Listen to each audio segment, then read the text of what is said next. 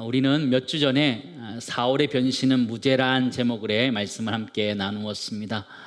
사울이란 청년이 다메섹으로 가는 길에서 예수 그리스도를 만나게 되고 그리스도인이 되었다라는 말씀을 드렸습니다.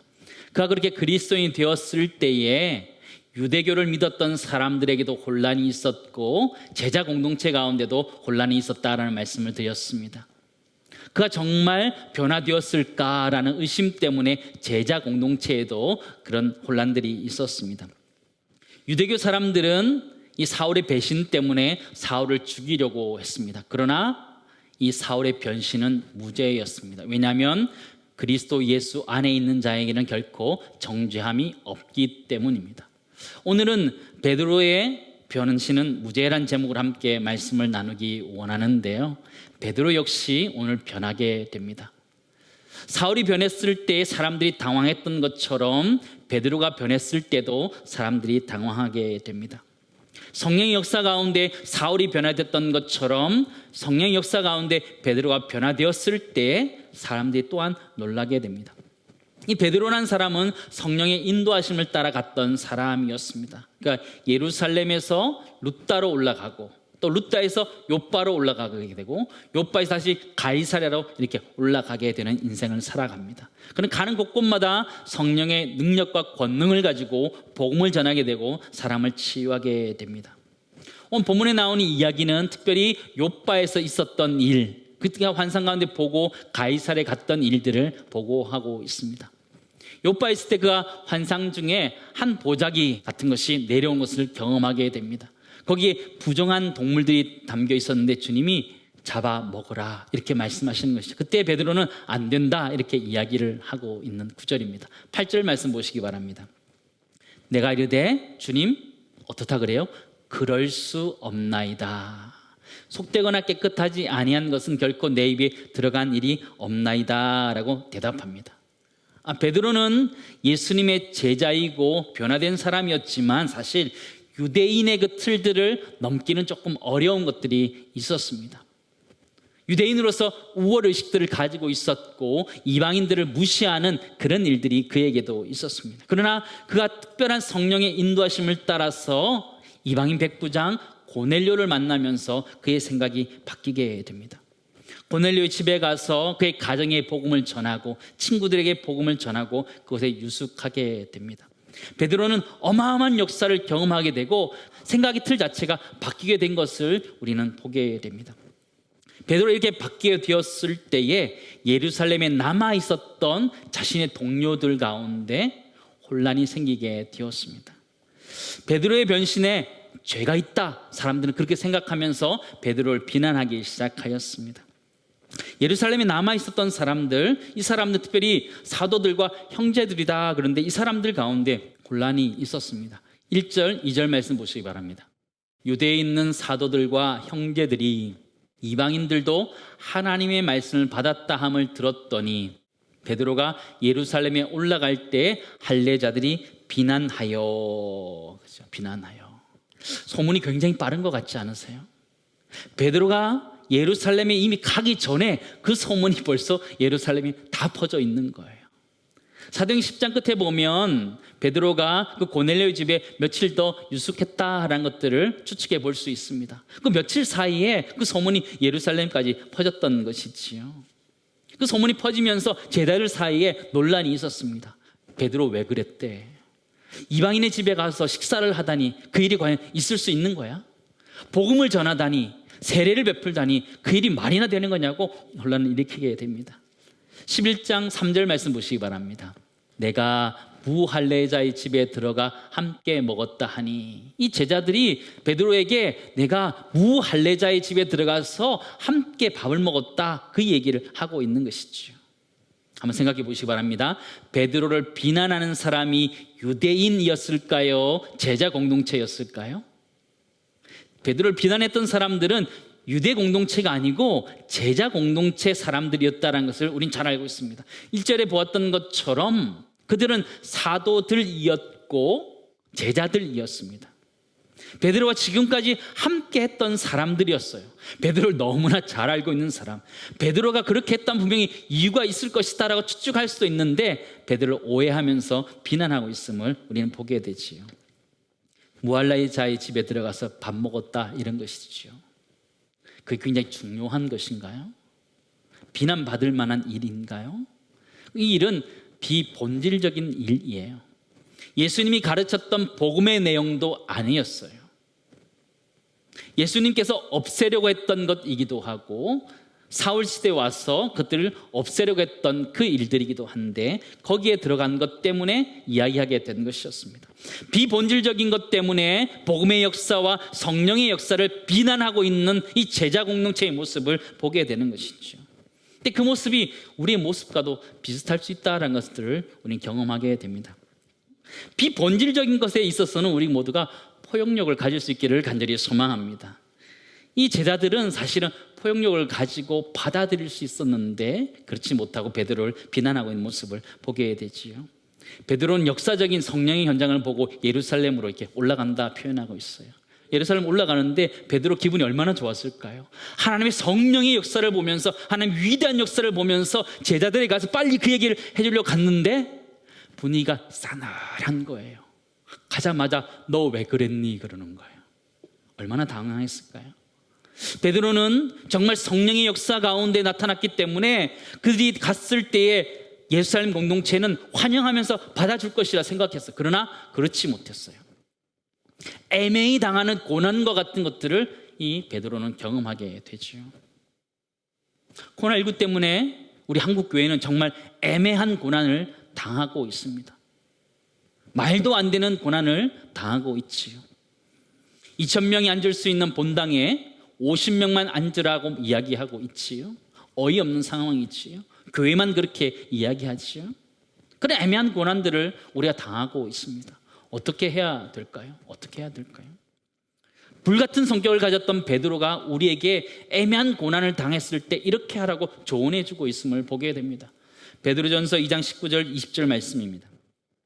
애매히 고난을 받아도 하나님을 생각함으로 슬픔을 참으면 이는 아름다우나 죄가 있어 매를 맞고 참으면 무슨 칭찬이 있으리요.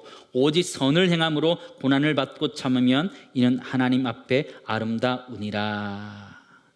애매히 당하는 고난 앞에서 어떻게 하라고 하냐면 하나님을 생각함으로 슬픔을 참아라, 이렇게 말씀하시는 거예요.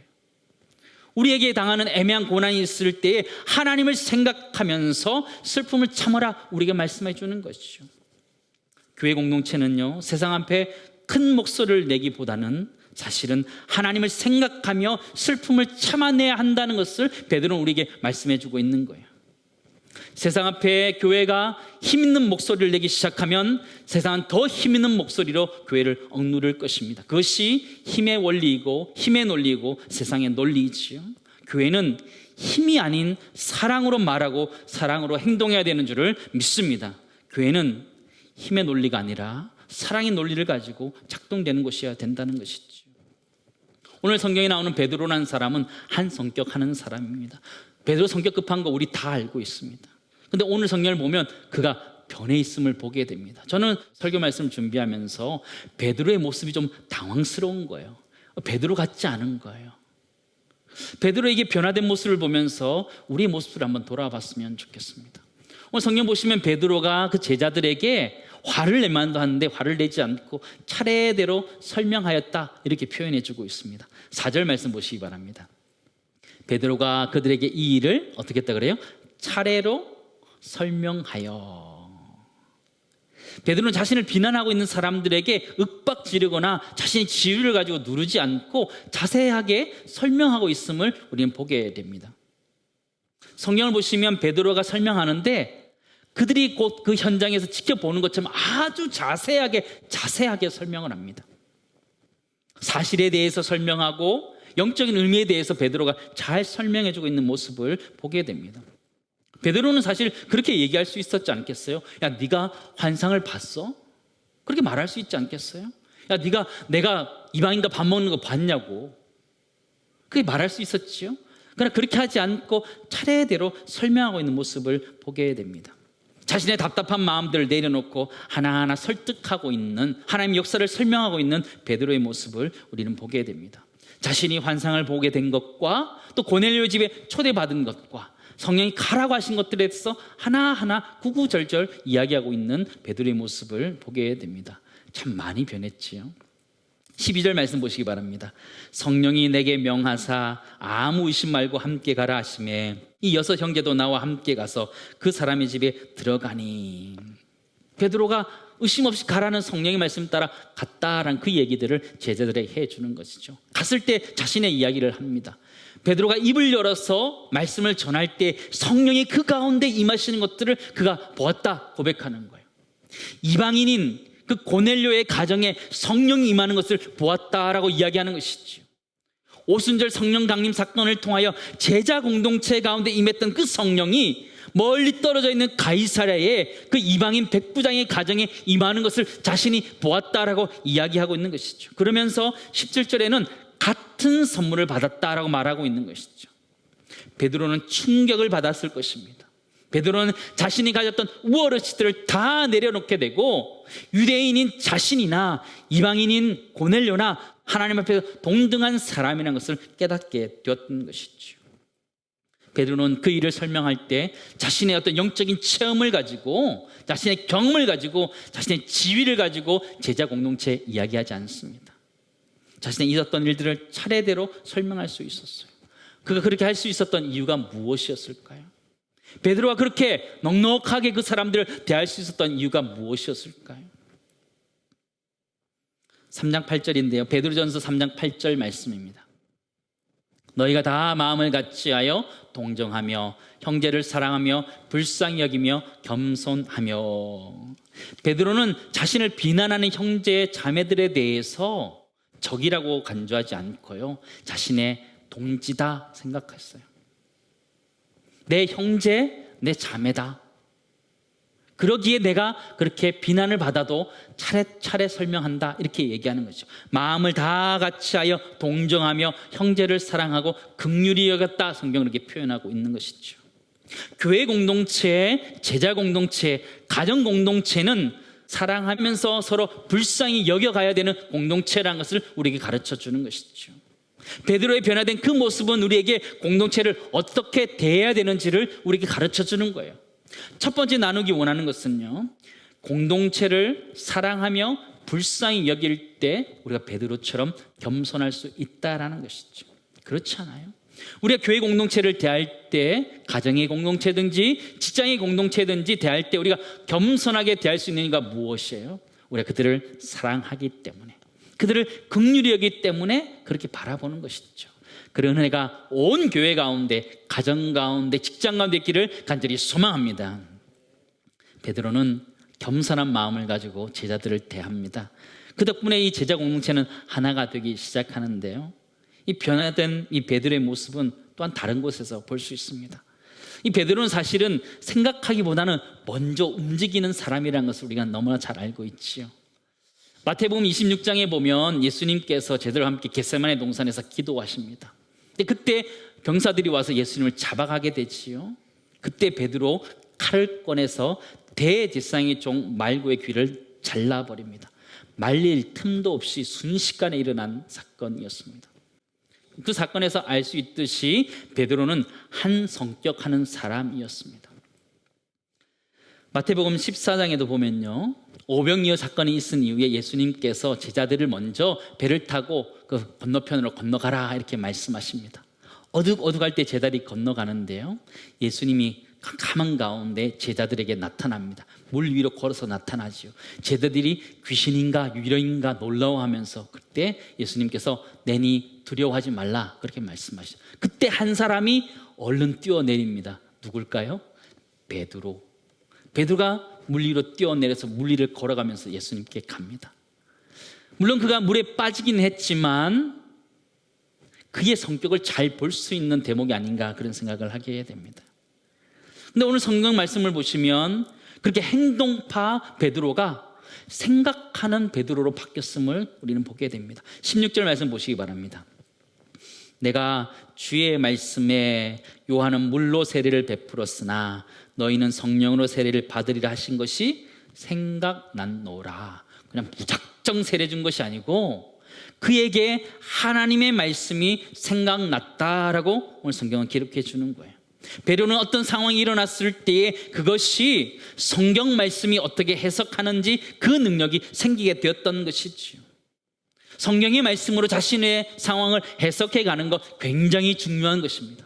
지금의 시대를 살아가는 우리들에게 꼭 필요한 것 중에 하나가 하나님의 말씀으로 생각하는 것, 그것이 우리에게 필요한 것입니다. 구약 성경으로 가서요, 애굽의 총리가 되었던 요셉이라는 사람을 기억해 보시기 바랍니다. 이 요셉이라는 사람이 마지막 때에 자신의 형제들을 다 용서하는 장면이 나옵니다. 그가 그렇게 용서해 주셨던 이유가 무엇이었을까요? 그는 자신의 형들이 자신을 팔았다는 것 때문에 큰 아픔을 가지고 있었고 큰 트라우마를 가지고 있었던 사람이었습니다. 그럼에도 불구하고 자신의 아버지 야곱이 죽을 때에 형제들을 다 용서해 줍니다. 그리고 그렇게 용서해 줄 수 있었던 이유가 무엇일까요? 하나님의 말씀으로 자신의 삶이 해석되었기 때문입니다. 창세기 45장 5절 말씀 보시기 바랍니다. 당신이 나를 이곳에 팔았다 해서 근심하지 마소서, 한탄하지 마소서. 하나님이 생명을 구원하시려고 나를 당신들보다 먼저 보내셨나이다. 이 요셉이라는 사람은 자신의 어려운 상황들을 하나님의 말씀 안에서 해석해냈기 때문에 그것들을 이겨낼 수 있었고 형제들에게 그렇게 용서할 수 있었다는 것을 우리에게 보여주고 있습니다. 사랑하는 성도 여러분, 참 우리는 어려운 시대를 살아나가고 있습니다. 코로나19로 인해서 우리 삶이 흔들려지고 있습니다. 가정이 흔들려지고 있고 우리 사회 전반적인 것들이 흔들려지고 있고 우리의 신앙조차도 흔들리고 있는 상황 속에 있습니다. 그런 상황에서 우리가 깨달아야 될 것이 무엇일까요? 우리가 깨달아야 될 것이 있다면 그것은 우리의 상황 가운데 하나님이 주시는 말씀으로 해석해 가야 되는 것, 그것이 필요하다는 것이죠. 우리가 이렇게 어려운 시대 가운데서도 우리가 살아낼 수 있고 우리가 우리 형제 자매들에게 평안하게 될 수 있는 이가 무엇일까요? 하나님의 말씀으로 이 상황이 해석될 때 가능하다라는 것이. 두 번째 나누기 원하는 것이 그것입니다. 어려운 상황을 하나님의 말씀이 해석할 때 우리는 겸손할 수 있어요. 베드로처럼 겸손할 수 있어요. 사랑하는 성도 여러분, 우리는 코로나19로 참 어려운 시대를 살아갑니다. 왜 이런 세상이 되었는지 알 수도 없습니다. 나의 잘못이 아님에도 불구하고 내가 피해를 받아야 되는 이 어려운 시대를 살아가고 있고 한국교회도 그런 시대를 살아가고 있습니다. 그럴 때 우리는 어떻게 행동해야 되나요? 우리는 어떻게 해야 되나요? 이 상황을 하나님의 말씀이 무엇이라고 하시는지를 깨달을 수 있는 애가 우리 모두에 있기를 간절히 소망합니다. 그럴 때 이 어려움들을 이겨낼 수 있다는 거예요. 나에게 닥친 위기들, 회사에 닥친 위기들, 가정에 닥친 위기들을 하나님의 말씀이 무엇이라고 하시는지를 깨달을 때에 이겨나게 된다는 것이죠. 그런 애가 온 교회 가운데 있기를 간절히 소망합니다. 많이 힘들고 어렵지만 하나님의 뜻을 구했으면 좋겠어요. 우리 사랑하는 장로님이 기도했던 것처럼 하나님, 이 상황에서 하나님이 우리에게 하시는 말씀이 무엇인지를 깨닫고 하나님께 더 집중할 수 있는 애가 온 교회 가운데, 우리 각자 가운데 임하기를 간절히 소망합니다. 이 베드로라는 사람, 사실 아무도 말릴 수 있는 사람이 없었습니다. 하나님께도 대들었던 사람이니까요, 이 사람 말릴 수 있는 사람 아무도 없습니다. 8절 말씀을 한번 다시 보시기 바랍니다. 내가 이르되 주님 뭐라 그래요? 그럴 수 없나이다. 속되거나 깨끗하지 아니한 것은 결코 내 입에 들어간 일이 없나이다 하니. 하나님, 그럴 수 없다. 하나님이 잡아먹으라 그랬는데 하나님 안 됩니다, 이렇게 얘기하는 거예요. 누굴 거부하고 있는 거예요? 하나님을 거부하고 있는 것이지요. 성경을 보시면 3번 그런 일이 있었다라는 것이죠. 베드로 몇 번 안 된다 그랬을까요? 3번 다 하나님 앞에 안 된다라는 거예요. 그 얘기는 확고한 거예요. 절대 변하지 않는다, 그 얘기를 하는 것이죠. 근데 이 일이 3번 있었다, 그 얘기는 하나님은 몇 번 얘기했을까요? 하나님도 3번 얘기하신 거예요. 3번 얘기하신 거예요. 하나님도 변할 마음이 하나도 없는 것이죠. 충돌하게 되는 것이죠. 베드로는 이 고넬료 사건을 통해서 변화되게 됩니다. 자신이 판단하는 것이 아니라 하나님의 판단에 맡기고 있는 베드로의 모습을 보게 됩니다. 정말 많이 변했어요. 수제자 될 만한 것 같아요. 성령이 임한 다음에 정말 베드로 많이 바뀌었어요. 17절 말씀 보시기 바랍니다. 17절 같이 읽겠습니다. 그런즉 하나님이 우리가 주 예수 그리스도를 믿을 때 주신 것 같은 선물을 그들에게도 주셨으니 내가 누구이기에 하나님을 능히 맡겠느냐 하더라. 바뀌었잖아요. 주님 그럴 수 없습니다 라고 말했던 베드로가 뭐라 그래요? 내가 누구이기에 하나님을 능히 맡겠느냐 이렇게 고백하는 사람으로 바뀌었던 것이죠. 베드로는 하나님의 사역에 있어서 성령의 사역에 있어서 걸림돌이었지만 그가 고넬료라는 사람을 만난 다음에 성령의 역사를 다시 체험한 다음에 성령의 디딤돌이 되었던 것을 우리는 보게 됩니다. 우리 인생들도 마찬가지이지요. 우린 각자 자기 소견에 옳은 대로 살아가게 됩니다. 그러나 하나님의 말씀과 우리의 소견이 부딪힐 때 우리는 누구의 소견을 따라야 되는 거예요? 하나님의 소견, 하나님의 뜻을 따라야 되는 것이 우리죠. 왜냐하면 우리의 뜻보다 하나님의 뜻, 우리의 생각보다 하나님의 생각이 높기 때문이죠. 이사야 55장 9절 말씀 보시기 바랍니다. 이는 하늘이 땅보다 높음같이 내 뜻은 너희의 길보다 높으며 내 생각은 너희 생각보다 높음이니라. 베드로에게 겸손할 수 있었던 이유가 무엇이냐면 하나님의 일하심, 그걸 보기 때문에 그가 내려놓을 수 있었던 것이죠. 하나님의 생각이 내 생각보다 높다라는 것을 인정할 때 그것을 내려놓을 수 있었던 것이죠. 인터넷 신조어가 하나 있는데요. 인터넷 신조어라는 것은요, 참 단어를 이렇게 많이 줄여서 써요. 줄여서 쓰는데 줄이다 요즘은 초성만 내고 쓰기도 합니다. 신조어 중에 이런 게 있습니다. 이응, 지읒 이런 게 있습니다. 이게 뭘까요? 인터넷 하는 사람들은 다 알아요. 인정이라는 말입니다. 뒤 다 떼버리고 초성만 남겨두고 저를 인정이라 그러는데요. 우리가 이 세상 살아가면서 내 생각이 있고 내 뜻이 있습니다. 그러나 하나님의 뜻과 하나님의 생각이 있을 때 그것을 내려놓을 수 있기를 간절히 소망합니다. 하나님의 뜻이 내 생각보다 우선이라는 것을 인정할 때 하나님의 역사하심을 우리는 보게 되지요. 우리가 지금까지 하나님의 일하심에 있어서 성령의 사역에 있어서 걸림돌이었다면 오늘부터 디딤돌 될 수 있기를 주님을 축원합니다. 성령의 일하심을 볼 때 우린 겸손해질 수 있어요. 베드로 그랬던 것이요. 성령의 역사를 지켜보고 있을 때 그가 완전히 변화된 사람이 되었던 것이죠. 더 나아가서 베드로는요, 그를 비난했던 사람들까지 변화시키고 있음을 우리는 보게 됩니다. 18절 말씀 보시기 바랍니다. 그들이 이 말을 듣고, 베드로가 하는 말이겠지요. 이 말을 듣고 잠잠하여. 왜 잠잠했을까요? 베드로의 말을 인정하는 거예요. 성령의 역사를 인정하는 것이죠. 하나님께 영광을 돌려 이르되 그러면 하나님께서 이방인에게도 생명 얻는 회개를 주셨도다 하니라. 그죠? 잠잠했다. 그들이 왜 잠잠했을까요? 비난했던 그들이 왜 잠잠했을까요? 하나님의 일하심을 보았기 때문에, 성령의 일하심을 베드로를 통해서 들었기 때문에 잠잠했던 것이죠. 마지막 세 번째 나누기 원하는 것은요, 하나님이 하신 일을 인정할 때 우리가 겸손할 수밖에 없는 거예요. 하나님의 일을 인정할 때 우리가 겸손할 수밖에 없는 것이죠. 우리의 생각과 뜻을 펼쳐가는 것이 아니라 살아가면 살아갈수록 하나님의 뜻과 하나님의 그 생각들을 펼쳐갈 수 있는 애가 우리 모두에 있기를 간절히 소망합니다. 사랑하는 성도 여러분, 우리는 이 시대를 살아가는 베드로들입니다. 우리 얌전한 것 같지만 사실 다 한 성격 하잖아요. 한 성격 하잖아요. 나름대로의 성격과 나름대로의 소신을 가지고 살아가는 것이 우리들이지만요, 성령 안에서 우리는 변화된 사람이어야 합니다. 교회 공동체를 대할 때, 제자 공동체를 대할 때, 가정 공동체를 대할 때 사랑과 긍휼을 가지고 대할 수 있기를 간절히 소망합니다. 내 형제 자매다, 사랑의 공동체다라는 걸 기억하면서 언제든지 교회 공동체를 대할 때는 사랑과 긍휼함으로 대할 수 있기를 간절히 소망하고, 또 우리 인생 가운데 때로는 풀리지 않는 의문들이 있지요. 그럴 때 하나님의 말씀이 해석해 달라고.